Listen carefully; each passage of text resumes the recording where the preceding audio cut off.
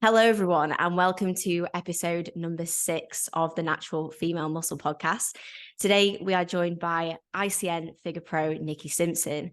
Nikki began her bodybuilding journey around 10 years ago now and has had some absolutely phenomenal success. Recently, Nikki took a substantial time away from the stage prior to her most recent season in 2022 last year, where she won multiple figure titles, 4 overall titles, 2 pro cards with both the ICN and INBA, which was absolutely incredible. And I think the most amazing factor within all of this as well is the fact that Nikki's also a mum of 3 and actually experienced her 3rd pregnancy prior to her most recent season in 2022. So combined with being a mum, additionally with that, she's also running her own PT and online coaching business, which is also incredible. And I think that as female athletes, it truly is a very cool story and lifestyle that I know will be inspiring to a lot of athletes and a lot of athletes who are, starting families or managing, having their own families as well. And I really, really can't wait to get into it. So thank you so much for joining us today, Nikki. Thank you so much for having me. Yeah, it's surreal when you put that people talk about what I've achieved, and I don't realize it until someone puts it down, and I'm like, oh yeah, wow. yeah it's reality hits me. It really is amazing, and you do definitely come across as somebody who's like very humble throughout it all as well. You just achieve these amazing things, which of course you work so hard for, but it's not something that kind of you carry an ego with or anything like that. You really just kind of do it because you love it, and you're obviously very good at it as well. Thank you. That's I really try not to come across, like I do. Well, at the end of the day, I'm just myself, and that's I just see that if you work hard at something, or you don't half-ass things, you just give it everything, and that's what I believe. Yeah, absolutely. So I'd like to dive straight into it just a little bit and address the fact that you actually started bodybuilding after you had your first 2 kids, right? So that was around, I think it was 2013, 2014. And I think that often a lot of females are very scared. I mean, I speak to a lot of girls about this as well. Where they're maybe concerned about, starting their families and how that's maybe going to affect, their bodybuilding goals. And I think the fact that you actually got into competitive bodybuilding after actually having your first 2 children says a lot about how you can still be an amazing athlete, even with having kids or being gone through pregnancy as well. So do you want to pull that back a little bit and just talk about what got you into bodybuilding in the first place? I know you have quite an amazing background with being a competitive athlete too. So what was it that kind of got you into that initially, and how did that transition into competing? So growing up, I was a competitive open water swimmer. I was national level, so it was really, I was quite strict and regiment from 12 years old until 18. So I had that solid foundation, and I knew how hard to train, and my coach, the expectations he put on me as a young athlete, I really had that. And then I took some time away from sport altogether, and some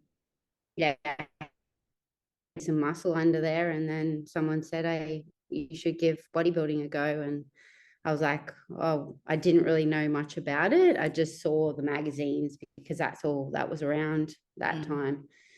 And then 12 weeks later, I got a coach. 12 weeks, I was on stage and did my first figure season my first bodybuilding season in figure. Where I placed really well. And then, I was just like, I loved the routine because it brought me back to, younger me. And it was an hour a day of me away from the kids. My kids were 3 and 4. So they were 13. My older 2 were 13 months apart. So it was like having twins. So I really needed I just put them in creche, and I think a lot of women get when they have kids, they get they guilty about taking time to do exercise or to whatever they're passionate about, when I don't think that at all. I think you need that, because it makes you a better mum. Like, whenever I had a crap day or anything, it was usually I didn't go to the gym. And I'd go to the gym, and it'd just make my day 10 times. Mentally, for me, it just puts me in that right headspace, and I can just tackle the day after it. Yeah. Did you even find that throughout the first prep as well? Did you ever feel like you'd been kind of thrown into that first prep? I know you said it was quite a short one, like 12 weeks. Did it feel like you'd kind of been thrown into it? And then on top of that, you're trying to manage, looking after both your kids as well. And ultimately a prep is a big stressor on the body too. So was that quite a difficult experience at any points, or how did you find those two? It was, because going from it was, posing workshops every Sunday, and normally that was our family day. So it was a big adjustment for my husband as well, because it was a commitment that I'd made, that he was like, it took him a while to understand it. But, over the years, he realizes, no, this is what she loves. Like, he's not involved in it. So it's hard for him to, from the outside looking in, people that don't get bodybuilding, they find it hard to understand it. But over the years, he understands it. He knows what I get out of it. That makes a massive difference. And I think especially to have that support from obviously the person that you love in your life makes a huge difference. And a lot of people also definitely get it mixed up that your partner has to also be a bodybuilder to understand it. And it's not the case. I think as long as you have like that mutual respect and understanding for that other person's passion, it doesn't matter what it is. It could be art, it could be bodybuilding, it could be anything. So it's nice to see that you kind of have that. Did you ever find that there were moments where you had to kind of communicate that a little bit better for things to work a bit more? I mean, I'm sure there was quite a big difference from your initial 2 preps to your most recent prep in 2022, right? Yeah, no, the biggest thing was I had to it was like give and take, but I learned that I had to do that as well. It wasn't just, no, I had to go to the gym at this time and that was it. This prep, my last prep, it was like, okay, well, this isn't going well. And the whole thing with COVID, there was still a bit of that hanging around. I had the gym at home, which was handy, but it wasn't so cutthroat of this has got to happen at this time. It was more like, no, I want the longevity out of this sport, so I need to give and take with my husband to make things work, and understand that, bodybuilding isn't everything. Prep is important, but it's not everything. And I had to, work around that, which if you're prepared, you can. You just, I looked at not just the day, it was the week. So as long as my sessions were done in the week, if I had to move my rest days here and there, then it's just what I had to do. So that's the biggest learning curve from the first 2 preps. It was like, no, it's here or nothing, and that's it.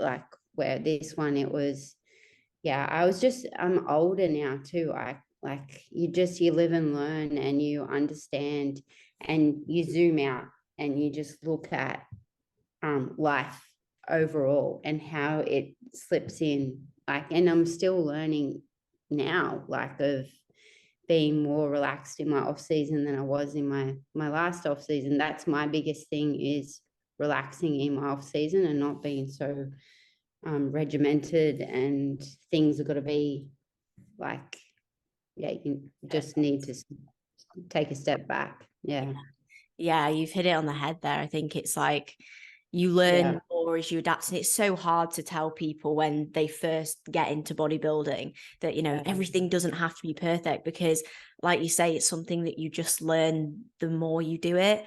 And you can't you can't teach experience to someone, you know, you have to like go through that yourself. And I think it really shows how much you've come. I mean, the difference in even your physique from, you know, those initial seasons to now, it's just a case of maturity, which we'll definitely get onto in a little bit to talk through that time that you took away from stage, which made a massive difference. But just pulling it back to kind of that initial point when you got into training and that initial season 2, what was your actual approach with training when you kind of first got into it, first having sort of, you know, your 2 babies at that point, with how you approach training? You know, what was your mindset going into your sessions at that point, and how did that kind of lead into how you manage that throughout your prep as well?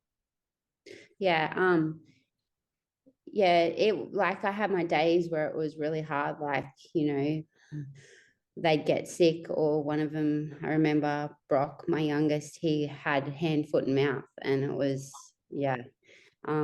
so it was just like I just did whatever I could do. I think it was like 10 o'clock at night and I was going to the gym because, you know, my husband didn't get home till 6 o'clock, and I had to feed and bath the kids, put them to bed, and then that's just what I had to do. But yeah, it you just get into prep, you just get into that mindset of, you know, just ticking off the boxes, and making sure everything gets done. That was, training was a lot different back then, and even prep itself, it was, you know, the old school chicken, broccoli and sweet potato and fish and asparagus.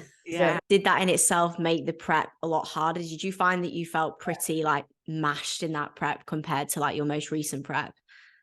It was, I kept saying, my last prep, I kept saying to Tiara, is it supposed to, like, why is this so easy? Like, I'm not doing this right. It's not right. It doesn't feel right. And she's like, no, this is how it's supposed to be. And I'm like, I really, really struggled in my first 2 preps. And that's why I took so long away from the stage, because I walked away going, I don't like that sport. I don't want to compete again. I don't want to put myself through that, just because I suffered so much, and it was hard. But then, over years and things changed in bodybuilding. You know, the way that we prep now is totally different to 10 years ago. So, do you think that because I know some people will be quite resistant to a lot of those practices. So like, say for someone's first prep, if they went through what you did in your first 2 preps, they'd be like, nah, I'm done. I can't do this. Do you think that because you had that background in open water swimming, which is absolutely brutal, and like you said, you were coached to quite a harsh extent when you were younger, do you think that made you very resilient to just do whatever was told and to just kind of crack on even when things were really hard? Yeah. Like if they said, oh, you just drink water, I just drink water. Like it was just what, you know, I was grown up, and, you know, you just do what your coach said. Like that was my mentality growing up, was you don't argue, you don't, you know, even if I was sick when I was younger, you still trained. Like it was, you had your period, you still trained. Like it was just, so whatever anyone said to me, you know, in my first prep, my coach, you know, lowered my carbs real low. And it was just like, well, I didn't ask questions, I just did it.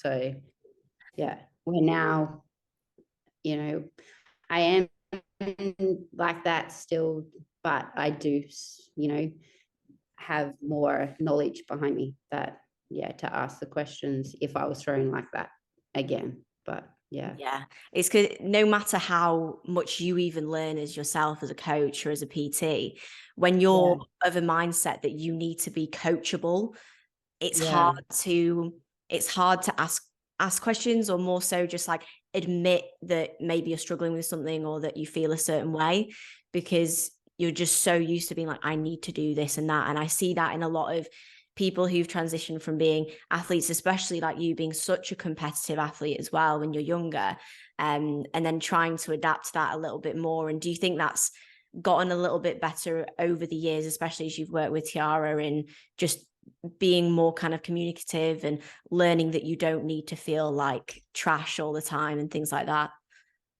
Yeah, no, I've definitely learned to ask questions more and not just be a yes and that's it. Like, especially the last 12 months and the last prep was, but why? Okay, well, we're doing this, but why? Like, yeah, and to learn and I see that in athletes now, and I like it's a little light bulb moment that goes off in my head, like, oh, that was me, and that's, yeah, I'm very mindful of that now. So yeah, definitely learnt, not just to be a robot and just yes, yes, yes, but to ask questions and yeah. Yeah, it's such a good like learning curve, and I think that it's very different to other sports in the way that as bodybuilding, it's you have to learn that it's not always about give, give, give. It's very different to like something that is very much just performance based when we have to manage our physiques.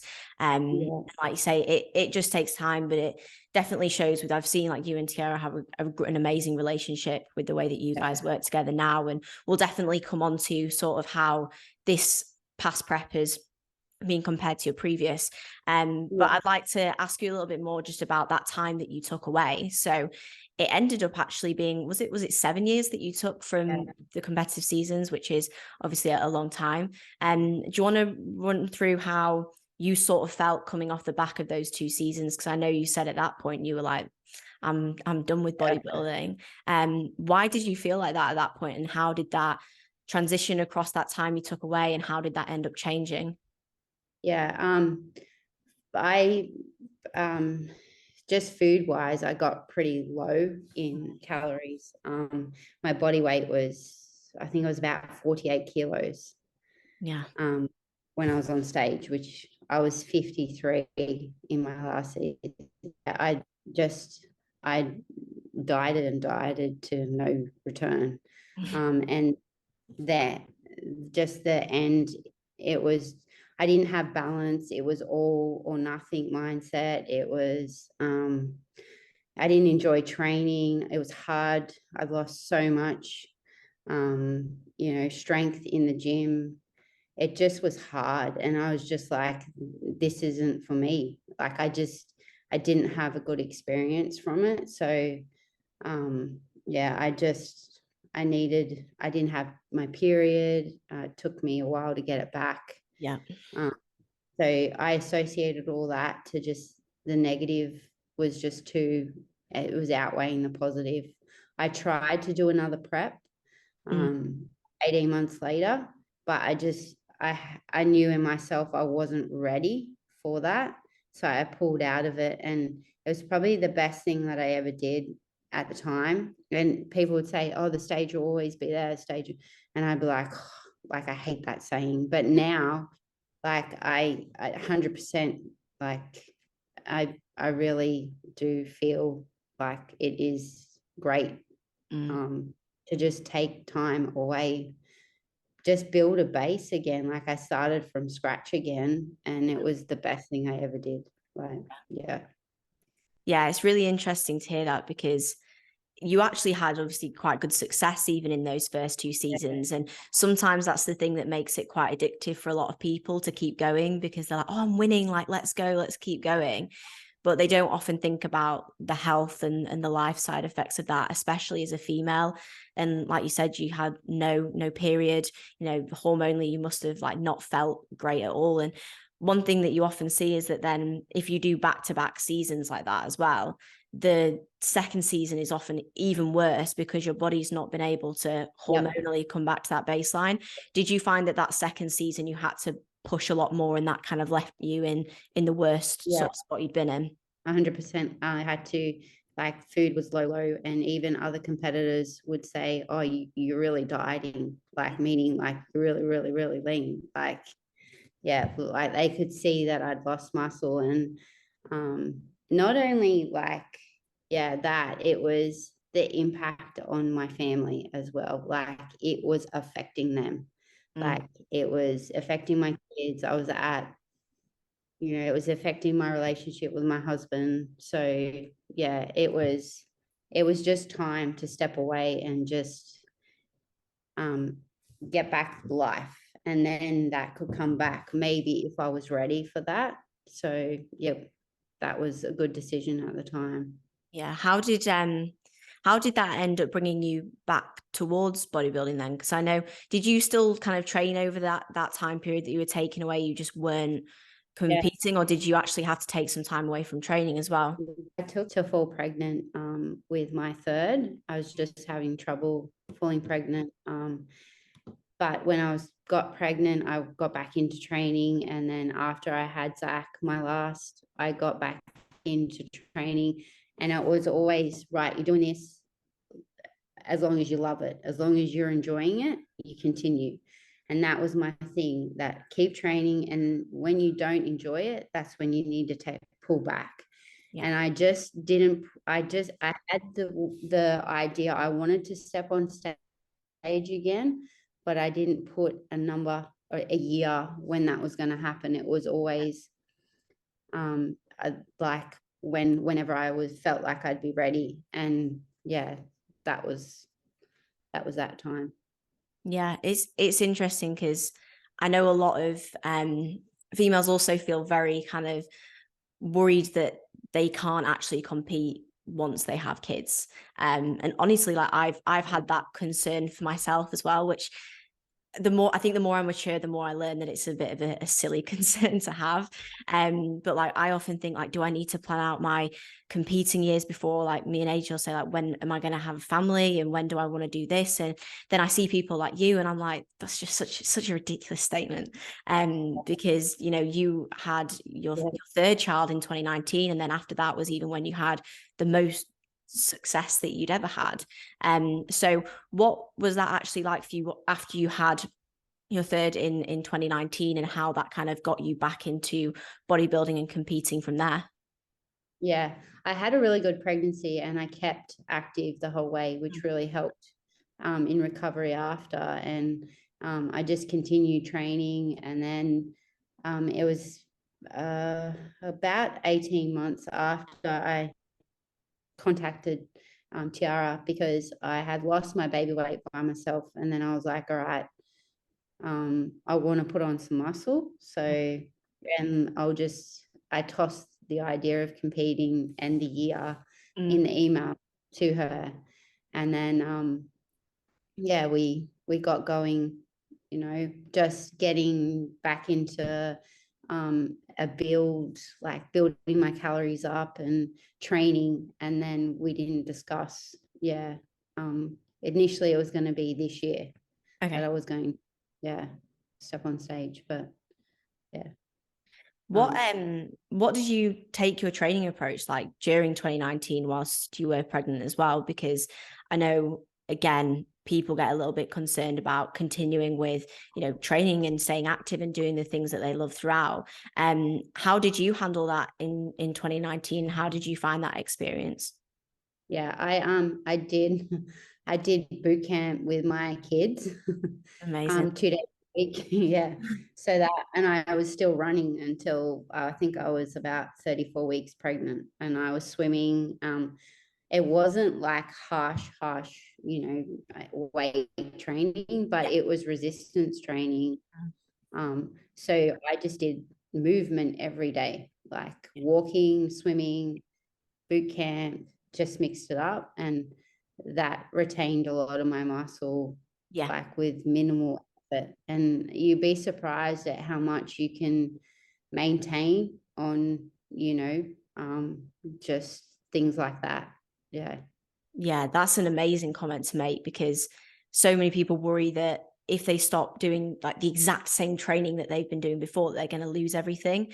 But even just like in the reality of things, unless you're horribly dieted, the reality of losing muscle, like you've really got to do something seriously wrong for you to lose a lot of muscle mass. And even the muscle memory once you get back into training, as so many people have seen through COVID and everything as well, you know, it's massive. And you showed that obviously when you came back into training afterwards. And then I think that the off season that you took from there probably made one of the biggest differences within your physique too. So do you want to talk through what that was like? Because I know you mentioned that it was pretty uncomfortable at points because it was really like the first big true off season that you'd taken. So what was that experience for you like when you were ultimately quite a way down into your training career, but never been on a true like big push up before? How was that experience and how did you handle it? Yeah, I guess I handled it really well because I didn't know what to expect. Like I was just going off whatever Tiara said I did. Like I was just like, but I did have moments where I was like, oh, this is getting a bit big, you know? Like, but yeah, she was just, and that was the thing. I thought, you know, I've got 3 kids. I'm putting a lot on the line. Like I'm not doing it half-assed. It's all or nothing. So whatever, you know, whatever she says, I got to do it and give it 100%. So if that means to eat more, I just kept looking at the end goal. I didn't look today. And if I had a shit day of body image, well, a baggy t-shirt went in and I didn't look at myself in the mirrors in the gym. So, and 9 times out of 10 that day, I lifted like PBs. Yeah. And so I was like, yeah, okay, well I just looked at the performance side of it. I took it back to my training days of swimming, and I always trained for performance. So I did that with this build. I just looked at the performance side of it and just said, well, if I'm lifting heavier, well, then there's more muscle that's going to come on. So yeah, I had to have that in my mind. And, you know, I have a daughter who's 11, 12. She's at that age where, you know, body image is big. So I think that was a really good thing for her to see was, you know, and she never ever would commented on my body. It was always to her, she's just, I'm mum. So, but she sees what I lift and yeah, she just sees the strength side of it, the performance side of it. So it's a really good thing for her to see, not just, you know, mum walking around in bikini, you know, that side of things. Yeah, that's an amazing way of putting that, because like you say, I think when we're in the individual bodybuilder box, it's like we can look at it and self-criticize it. And then we actually think, no, this is such an important part of the process. And when you have someone like that looking up to you, you realize how much more important it is that you share that, like, this is such a positive place for you to be in. Like, you're strong, it's so funny as well, isn't it? Because I think a lot of us think we're like out of shape in off season. And on the grand scheme of things, like we're not, we're just performance-based athletes and not like normal body composition. I think that's sometimes why getting there and normalizing it a little bit is so good for us. Definitely. So did that obviously make a big change to the way that you also like viewed your health and the way you viewed the bodybuilding process too? Yeah, it was, you know, my last off season, I was having regular periods and I hadn't had that before. And it was like clockwork, like it was, and I was just so appreciative of my body. Like I'm 38 years old next month. Yeah. So at 36, which was 2 years ago, the off season, to have that, like really the first time in my life, like solid periods, it was just like, well, this is why I need to do this. Like it was more than just, like you say, it's health too. Yeah, absolutely. That's immense. And it's so important to remember that, because I think as females, we sometimes forget that we're not meant to be super lean all the time. Yeah. Exactly.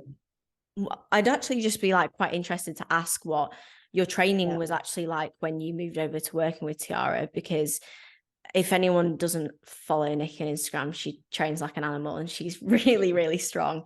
Was that always the way that your training had been, or did that actually change quite a lot once you moved over to working with Tiara and you obviously pushed in that off season as well? And what was the difference with that? I did way too much volume because I would think that more is better.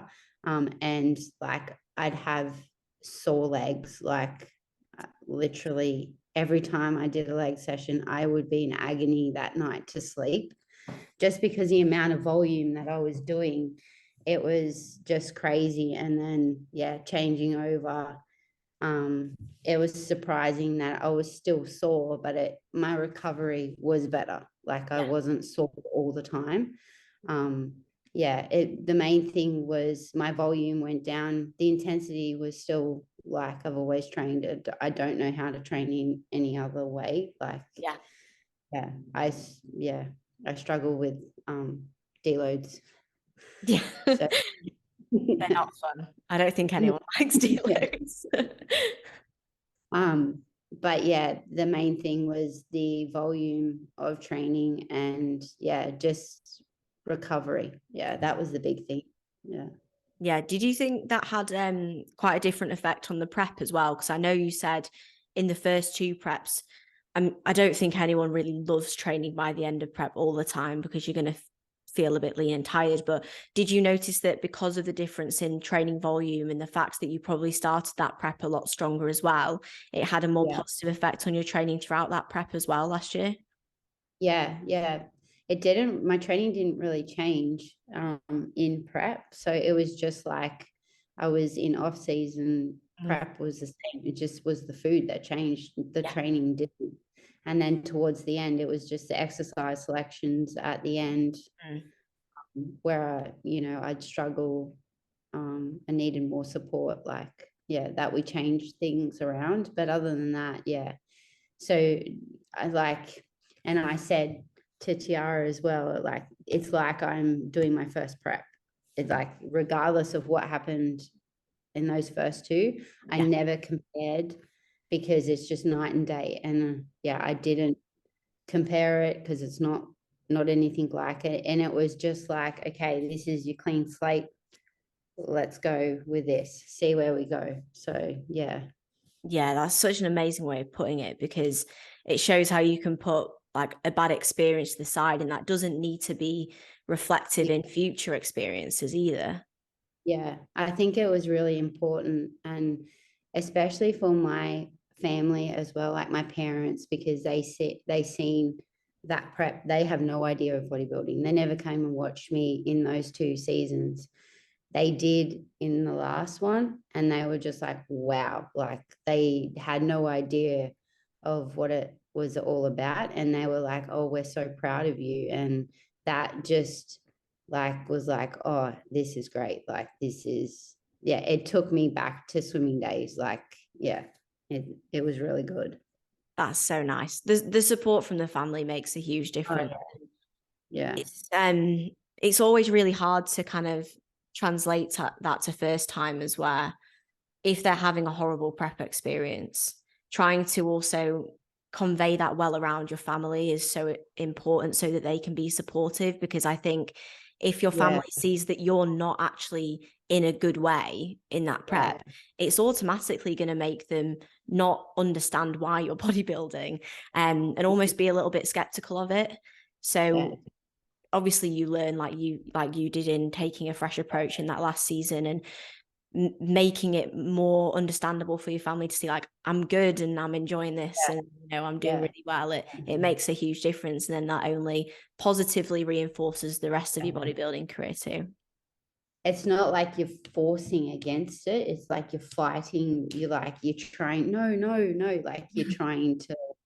Where this time there was none of that. It was just like they seen that with their own eyes. So I didn't have to say anything. Like they could see all the positives out of it. So it was, and even my kids, they're at the age, 11 and 12 that they could see.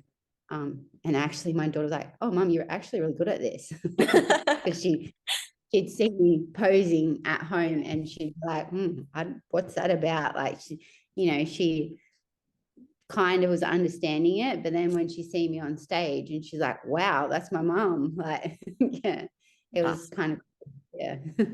That's so cool. How did you and Tiara actually decide when you were going to compete then? Because obviously I know you'd gone into that off season, you were feeling like, I'm all in on this. Like you said, if you're going to do something and if you're going to do this alongside family, you're going to do it right. How did you decide, when you were going to compete? And did you feel really confident that you were ready to go again and feeling a lot fresher than you did last time? Yeah. I said 2023, and that was like a 2-year off season, and I got to October of that off season, and I just thought, I'm just putting it off. I think I'm pushing it off because if it's far enough away, then maybe if I don't do it, it's still.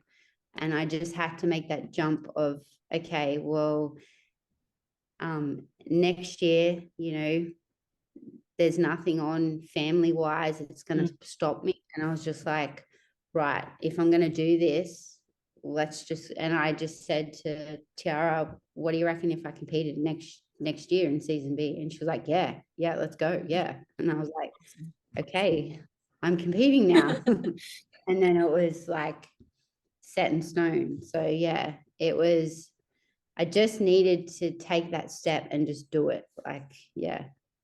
Yeah, that's awesome. Did you take obviously a very different approach when you started that prep as well compared to how you'd previously done it with, I know you said training obviously stayed the same, but with nutrition, with cardio, with expenditure, was it very different to how you'd done it in the past? Because I know you said it felt almost like too easy throughout most of it compared to how it had been before. Yeah. Well, I never had cardio. It was just steps. So whereas last time there was cardio and it was ridiculous, like HIIT sessions, 5 times a week. It was, night and day difference. With this one was just like, it literally was food just got pulled and that was it. Like nothing else changed. No steps got brought up. I'm pretty active anyway, so steps really just stayed the same through the prep. We just pulled from food, and it was like, I think my food before I prepped was the first 2 preps was about 2,000 calories, and this one was 3,500. So yeah, so much more to work with, and you're not going to be at like rabbit towards the end of it. How did you find that? Because I know you said you were quite active as well generally throughout. Did you ever find that to be like a negative at any points? Did you ever struggle with feeling like quite tired and quite fatigued from a lot of movement? Because I'm guessing you're quite active with doing like PT and things like that too. And I know a lot of PTs say that they sometimes they struggle a little bit in prep with, because you're always on the move. Or did you actually find that was helpful to be kind of moving a lot and busy a lot? I just had routine. Like I did a walk every day, and that got like me majority of my steps. And then, towards the end, it was like training. Like I remember one time I was sitting in my car and I had to go pick up my kids from school. And I was just like, how am I going to do this? Like, I just have to drive to the school. And I was just exhausted. But that's just, it doesn't matter how much food you have or how much cardio you do, or it's just your body at that point of prep where it's just exhausted. Yeah. So other than that, I just had my days, but I had routine. So the routine plays definitely the biggest role. I think no matter what you're doing, but I think that you've actually proven that sometimes even having more to do helps you to have a better routine, because you're forced to be more organized. Like you don't have the opportunity to be lazy with anything, because you have to do it. Like you have to train, you have to prep your meals, you have to do this at a certain time. Otherwise everything like kind of falls apart a little bit. So like, did you find that just played such a massive difference in this prep compared to maybe previous, or just all in all to the success of the prep as well? Yeah. It having that routine definitely, like my kids were only toddlers my last prep. So, Mm. I had all day and I was, I had too much time on my hands, where this one I didn't have time on my hands. So it was, everything had to be in order for me to get things done. So yeah, it definitely played a big role, is just being busy, and the days that I wasn't busy, that's when I was really hungry. So Did you find the prep went quite fast as a result of that too? yeah, it did. Yeah, yeah, I always find definitely. the busier you are, the faster kind of time Yeah, goes. Whereas I see yeah, a lot with like athletes who are like students and things like that, yeah, especially when they've not got much to do, like you're hungry all the time and the prep goes really slow. Whereas when you just keep yourself busy and you're keeping a good routine, it kind yeah, of makes bodybuilding easier in a way. yeah. It does 100%. Yeah, How did you feel then going when you started your obviously shows for that year? Because you did quite a few shows, both the ICN and you did then INBA and IFBB too. How did yeah, you feel when the shows actually came around? Because it had been a pretty long time coming. Um, yeah. were you like really excited for them? Were you a bit nervous? How were your feelings kind of going into those shows? I was a bit nervous, and just things had changed a lot. Like, do we still use Dream Tan? Do we still do this? Do we still do that? Like, Yeah.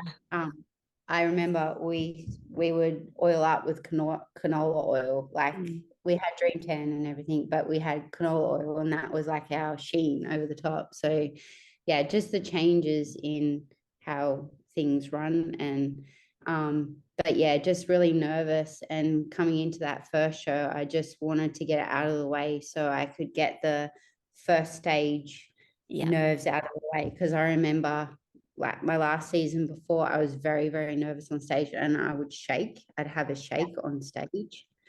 And I didn't have that this time. So I don't know. Yeah, I think once I got on stage, I was really relaxed, and I had done posing like 6 months out Mm. every day. So that really made a massive difference to my confidence on stage. I was like, yep, I know what's happening here. I know what I've got to do. Yeah, that made a big difference. But it was really good to get that first show out of the way and go, okay, all right, this is how it's going to roll. So yeah. Was it a nice bit of relief once you kind of got that first sort of win and then you were like, okay, like I've Yeah. actually done the right thing here and I'm feeling so much better for it.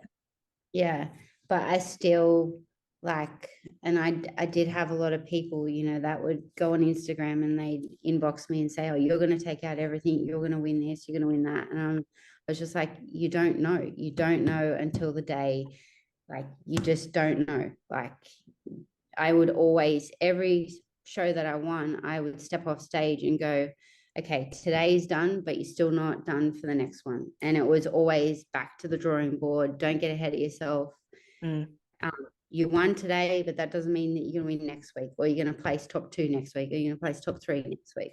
It was always, I still had to, not until that last show was done, that's when I could relax. I just kept the same mindset, yeah, of just improving. Okay, what can we get? What can we do better?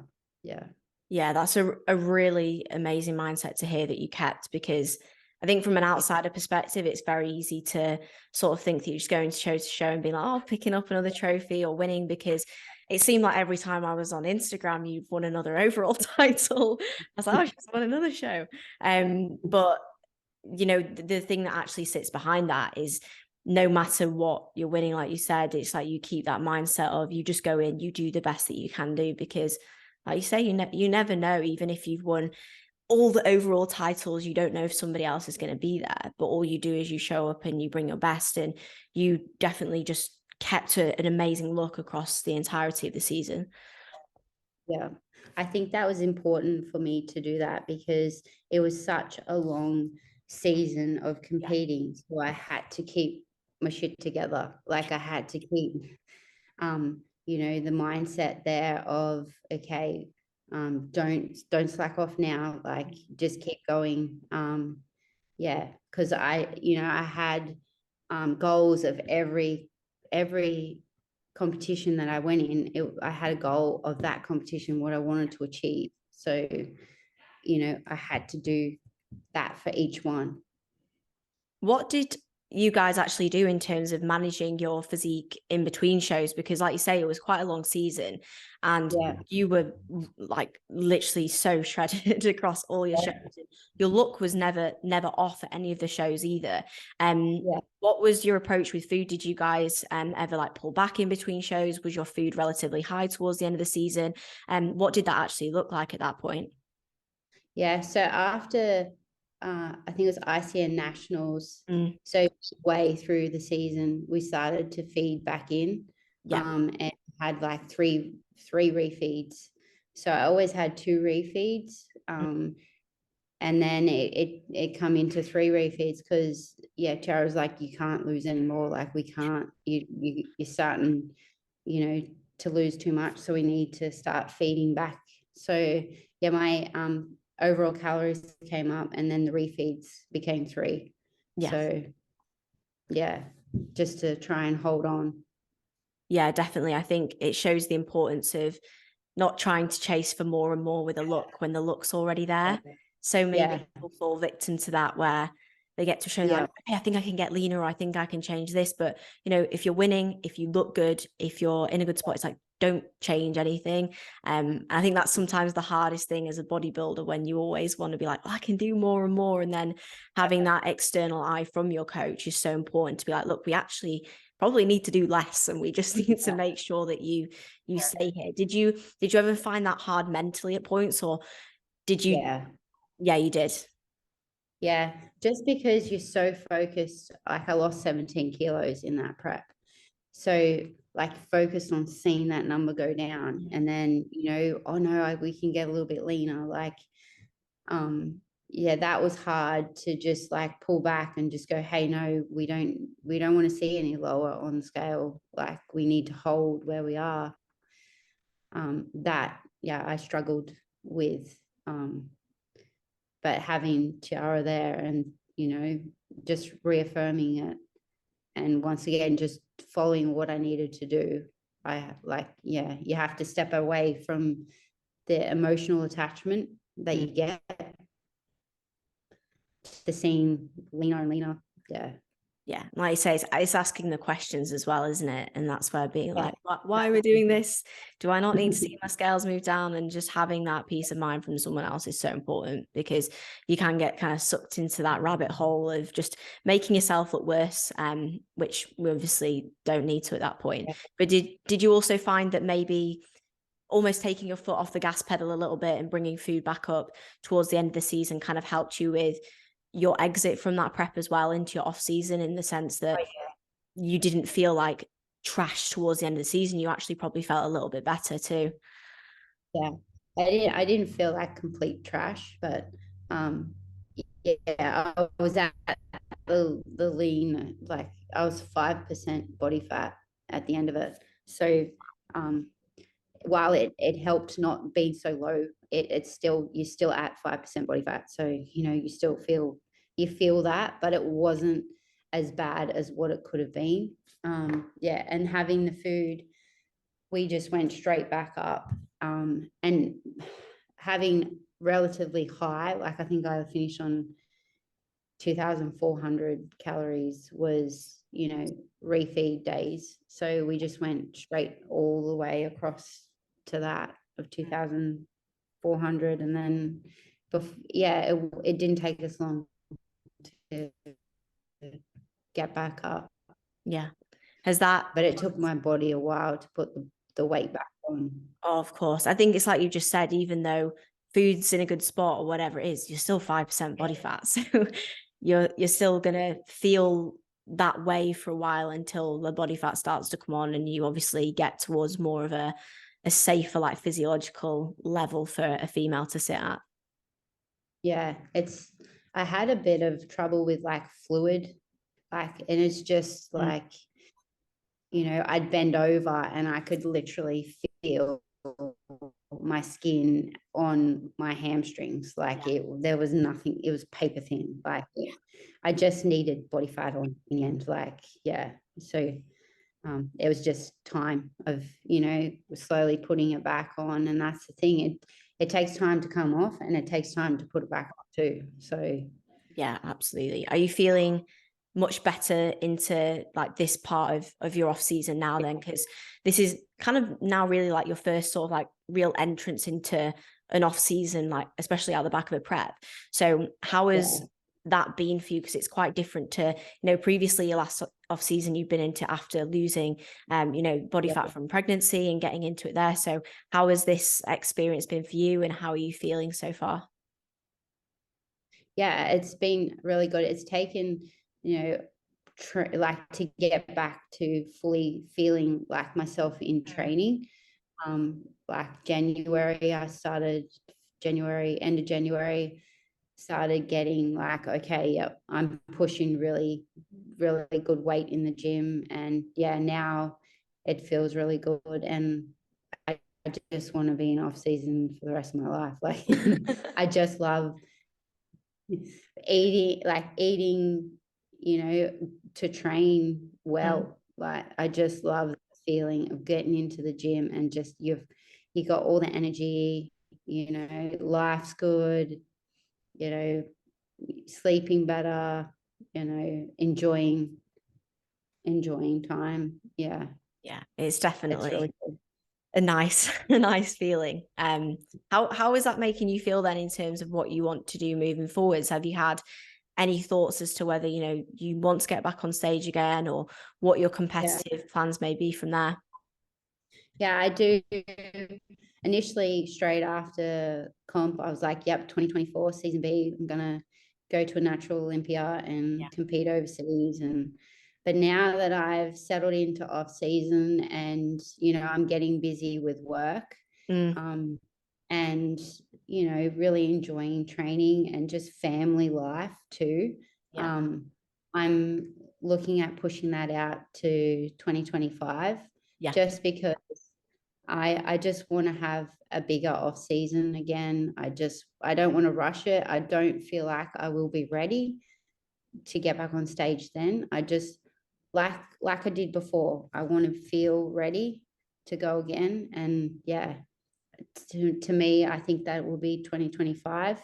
And there is no rush again. Like even though I'm getting older, it's time's only going to be on my side. Yeah. So, I'm not in a rush to get back on stage. I will do it when the time's right. And yeah, to me, it's looking 2025. So yeah, that's the plan. Because I do want to, again, I want to give it everything. And, I want to take out a world title. And yeah, I want to make it worth it again. So yeah, I look forward to seeing that. I hope, did you say you think you might do the Natural Olympia? yeah. I hope you do, because I'll be there and I'll want to see it.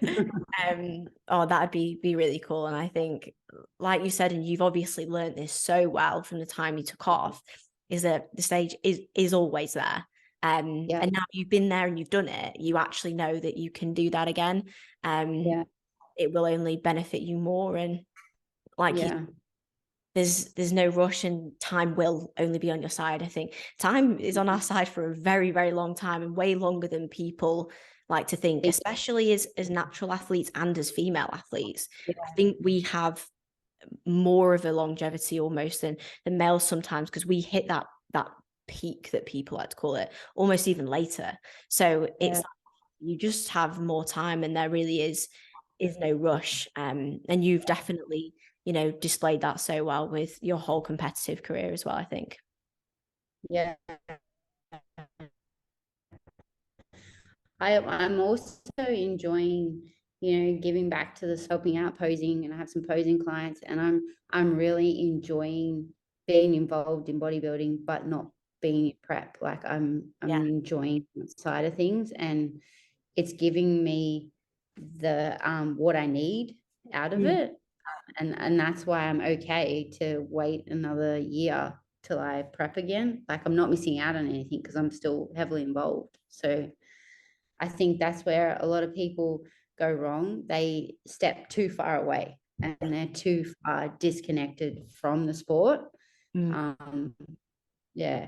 So I think I'm just that's really, such a valid point though, because a lot of people feel like I'm going to miss bodybuilding. It's like you can still go to shows and you can still help other people, and like that's how I feel, because I'm not competing, but I'm still going to all the shows. I'm still having a great time and I'm enjoying it. I'm just not doing the prep myself yet because I don't feel like I need to.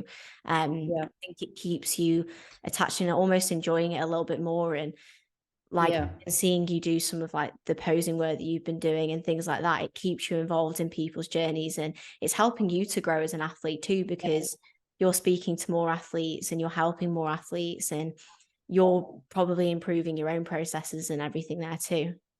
Yeah, definitely. Like learning my posing through them as well. Like, yeah.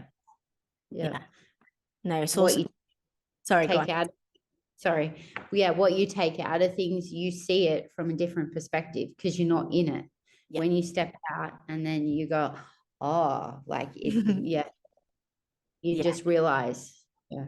It plays a massive role. So I think it's good that you've highlighted that, and I definitely really look forward to seeing you back on stage in 25, but also just continuing to follow your off season, because I'm really enjoying just watching you train really hard and get after it and enjoy spending time with your family and doing all these things that are so important with both bodybuilding and life too. And it's been lovely to kind of chat through those things and hear your opinion there. I'd just like to know if you have any sort of like final words or bits of advice that you'd give to anyone who feels like their ability to achieve their bodybuilding goals or to prep, especially if they're worried that they've had a bad experience in the past or that they've had kids or whatever it is, what your advice would be to them if they feel like that goal feels so far away from them at the moment? Take every bad experience and turn it around. Like, just nothing's set in stone. You can always change things and just make things new again.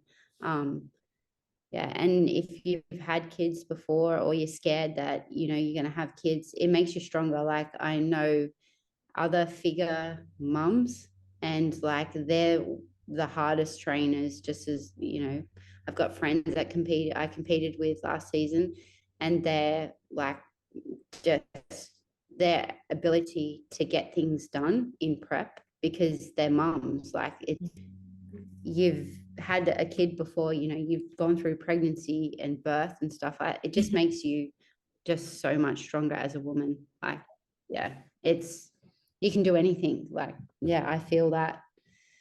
Don't put a limit on, or don't be scared to, have a family and try and find a balance between the both. Yeah. No, that's amazing. And thank you so much for sharing that. I mean, I know so many people will appreciate it, but like I said, I appreciate hearing it so much too, because I have so much respect for it. And I really hope that one day I can, it be in as an amazing of a position as you, that would be absolutely incredible. So thank you so much for sharing that. Thank you so much for being on the podcast today. It's been lovely to chat to you and hear you share your story. For anyone who doesn't already follow Nikki to see her whole process, to see what she does with all of her own coaching, her PT business, her posing, please do check her out. Her Instagram is at Nikki Simpson _ICN Figure Pro. I will leave a link to her Instagram in the description below, so make sure to check that out. But yeah, thank you so much, Nikki, for joining us today. Thank you so much, everyone, for listening along to another episode.